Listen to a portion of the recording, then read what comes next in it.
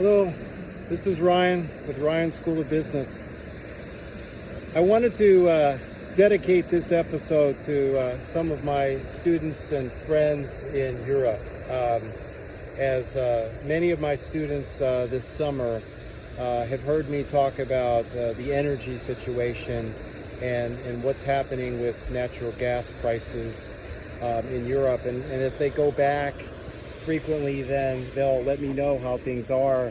And we've talked about things, and we've set the stage on looking at the interplay of supply and demand and the inflation impacting the energy industry and how people's lives are lived. And with regard to this, I'm going to give you guys a nice little view there where I am. And with regard to this, I want to talk today about the interplay of supply and demand, and why, with regard to inflation, as we dig in another episode here, why it matters. And in that regard, I want to mention that except for my very young days, but most of my adult days, I've lived in a country here in the United States where we've had very modest inflation, and certainly under 5%. And so as a result, if people are getting 3.5% raises, generally speaking, and inflation is 0 to 5% or so, it's generally not been a problem and something that people don't focus on too much in terms of inflation. And there are places, say Switzerland, where inflation is almost non-existent on how the country's run, and there's a lot of factors on how that works. But for most of us in the Western world, inflation, whether it be Japan, Australia, the United States, or Europe or Canada, with the exception of, say, markets, say stock markets and real estate markets, for the most part, general living expenses, lifestyle has been tamed. The inflation has not been a big topic. That is until we've had extraneous variables and shocks to the system with the illness, the health illness, the pandemics, the lockdowns, the situation in Ukraine going on, and supply chain issues, chip issues, all these factors. So inflation, how it's gotten here, we can talk about, but the fact is it's here, and it seems to be changing people's behaviors. And because of that, it can be made worse. So as I think about what's happening in, say, the Netherlands or Germany or Italy, and as they go into the winter, the fact of the matter is some behavior, because of the high prices and even some of the fears of shortages or fears that the prices will go higher later, causes people to change their current behavior and purchase things now that they may have waited for, or purchase in bigger quantities than they would have, to save, to store. Some might even say hoard certain things. Well, this behavior exacerbates the price issue, which then feeds on it and gets to what we can call a price spiral, where higher prices in and of themselves cause other higher prices.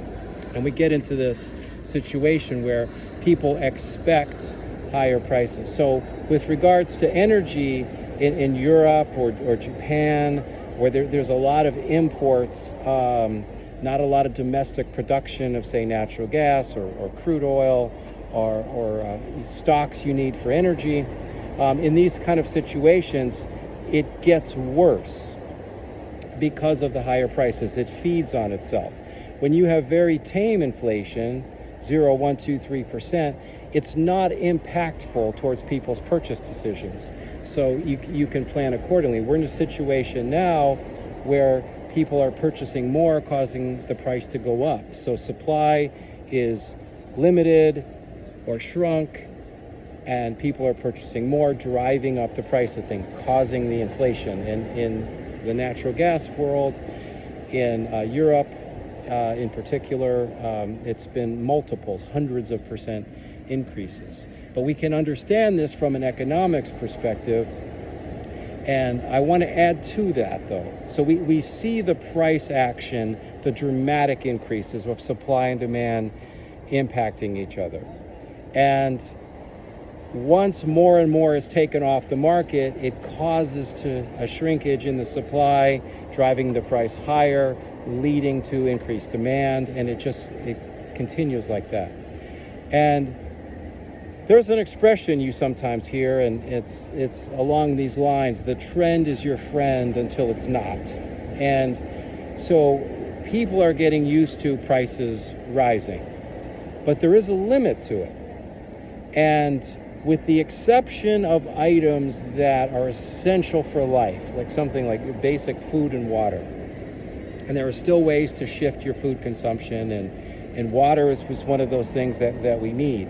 But with most items, when the prices, let's say automobiles or computers or clothing, when the price rises too quickly and gets too high relative to people's income, it can lead to what we call demand destruction. So as we look at this economically, what happens is prices rise so much that it causes people to not purchase something that they otherwise might have. So in a way, it's a self-correcting situation where the demand, the quantity demanded, the aggregate demand goes down just because the price is so high. And it becomes out of reach.